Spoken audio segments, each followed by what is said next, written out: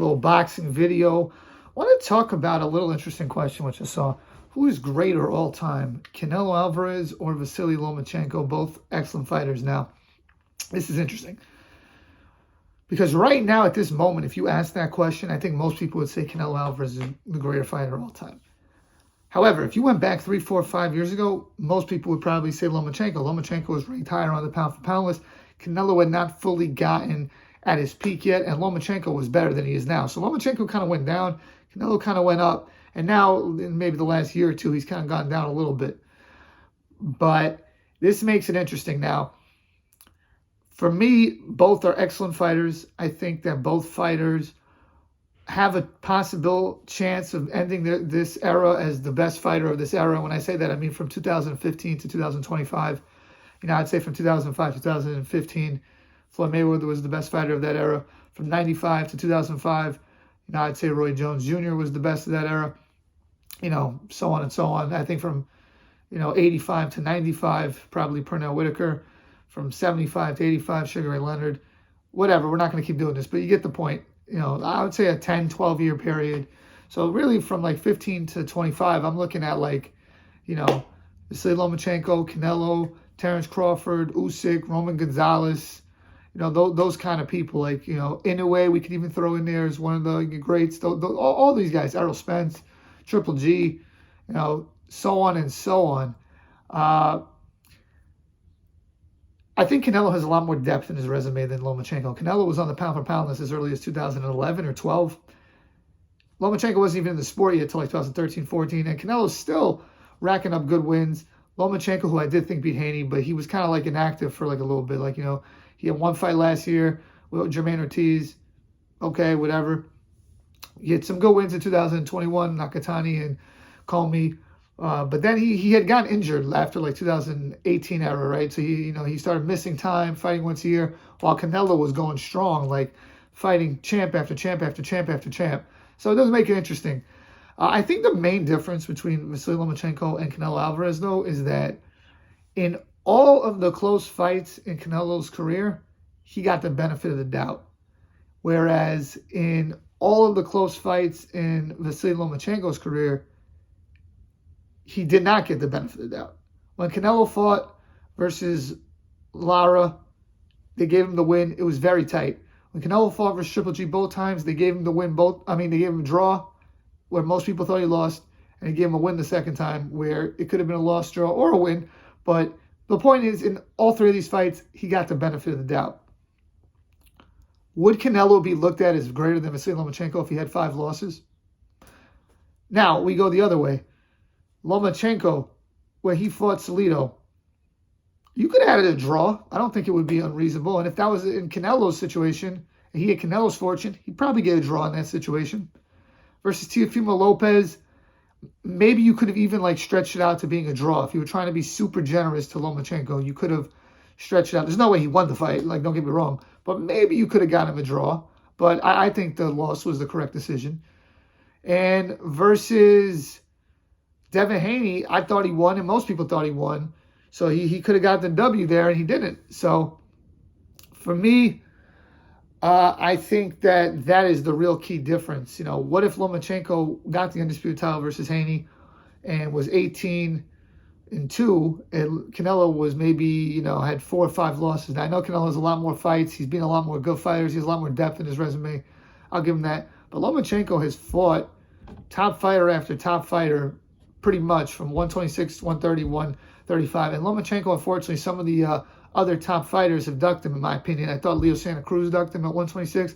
I thought that Miguel Berchelt didn't want to fight him at 130. I thought Gervonta Davis did not want to fight him at 130. People forget that because Lomachenko at 130 is a whole different animal than Lomachenko at 135. And especially at that time, Gervonta was not ready for him. And they basically said that Floyd Mayweather and Leonard Ellerbe, like, he is not ready for this. And I think he would have beaten Gervonta Davis at the time, especially back then where I don't think Davis was as good as he is now, and Lomachenko was better. So I look at that a little bit differently.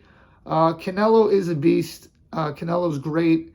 I think that both guys have fantastic resumes. I think when you put the resume into context and you look at how I personally scored each fight and how the judges did, taking that out, I think Lomachenko's resume is actually a little bit greater. because he was the fastest 3-division champion ever. He dominated his opponents a lot more easily.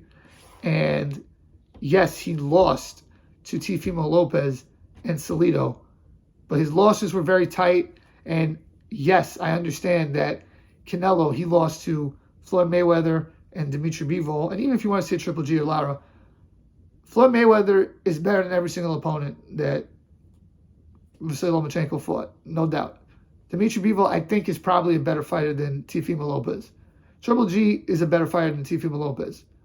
Lara, maybe not, but whatever. It's similar. Maybe he's probably a little bit worse.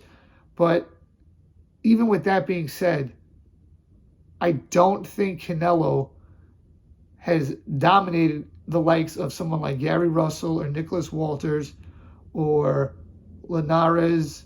Actually, I can't say that because Canelo has. He's knocked out, Kovalev. He's knocked out Billy Joe Saunders. He's knocked out Plant. Dominated versus Callum Smith. At 160, who he really beat? Chavez and Triple G controversially.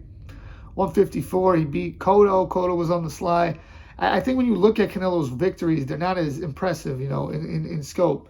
I know a lot of people will look at the Gary Russell fight, Nicholas Walters, and say, what have they done since? But that's not Loma's fault. That's like saying Billy Joe Saunders, what has he done since? At the time of the fight, that was a big-time win.